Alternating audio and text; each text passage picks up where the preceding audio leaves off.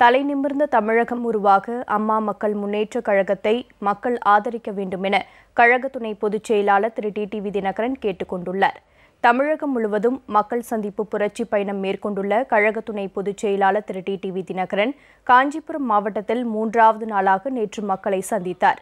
செங்கல்பட்டு தொகுதிக்குட்பட்ட ஊரப்பாக்கத்திற்கு வருகை தந்த அவருக்கு ஆயிரக்கணக்கில் திரண்டிருந்த கழகத்தினரும் பொதுமக்களும் உற்சாக வரவேற்பளித்தனர்.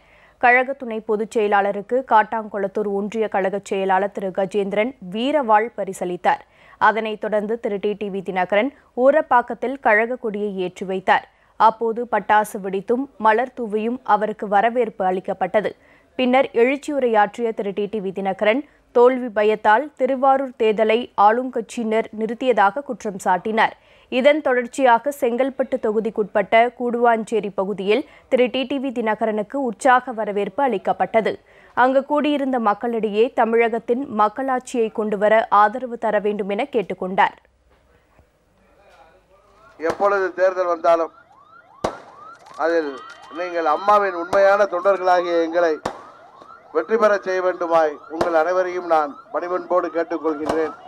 பாராளுமன்ற பொதுத் தேர்தலில் நமது காஞ்சிபுரம் தொகுதியிலே அம்மா மக்கள் முன்னேற்ற கழகத்தின் சார்பாக போட்டியிடப் போகின்ற வேட்பாளரை நீங்கள் எப்படி அம்மாவிற்கு 2014 வெற்றியை தந்தீர்களோ அதுபோன்ற ஒரு வெற்றியை எங்களுக்கு தர வேண்டும்.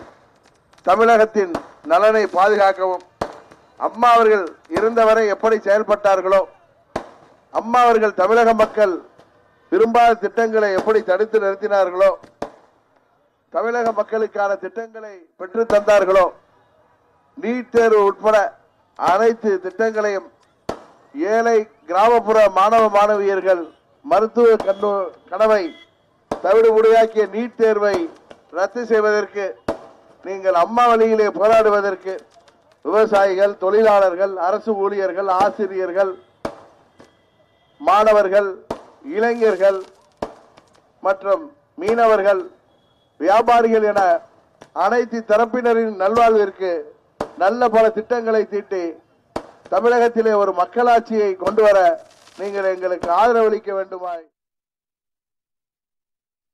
இதனைத் தொடர்ந்து மறைமலை நகர் பகுதியில் வந்தடைந்த திரு டிடிவி தினகரனுக்கு கழகத்தினர் உற்சாக வரவேற்பு அளித்தனர். அங்கு கூடியிருந்த மக்களிடையே அவர் எழுச்சியுரையாற்றினார்.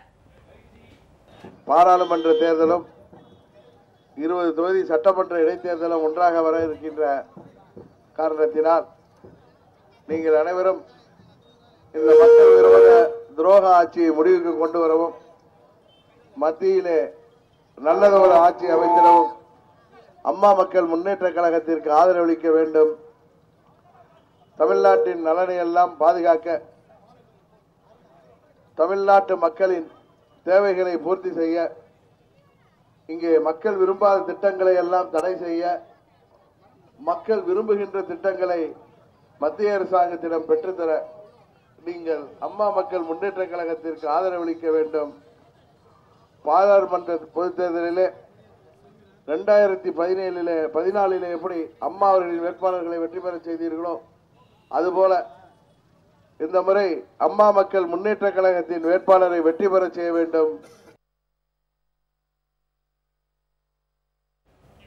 சிங்கப்பெருமாள் கோயில் சென்ற திரு டிடிவி தினகரன் துரோகிகள் ஆட்சி களையப்பட வேண்டும் என பொதுமக்களிடையே எழுச்சியுரையாற்றினார். காரணம் அம்மாவின் உண்மையான தொண்டர்களால் இன்றைக்கு வழிநடத்தப்படுகின்ற இயக்கம்தான் அம்மா மக்கள் முன்னேற்ற கழகம்.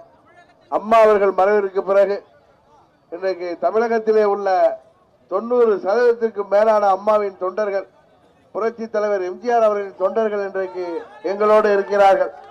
அதனால்தான் ஆர்கே நகர் தொகுதி மக்கள் எங்களுக்கு மாபெரும் வெற்றியை தந்தார்கள். இன்றைக்கு தமிழ்நாட்டு மக்கள் மாற்றத்தை விரும்புகிறார்கள்.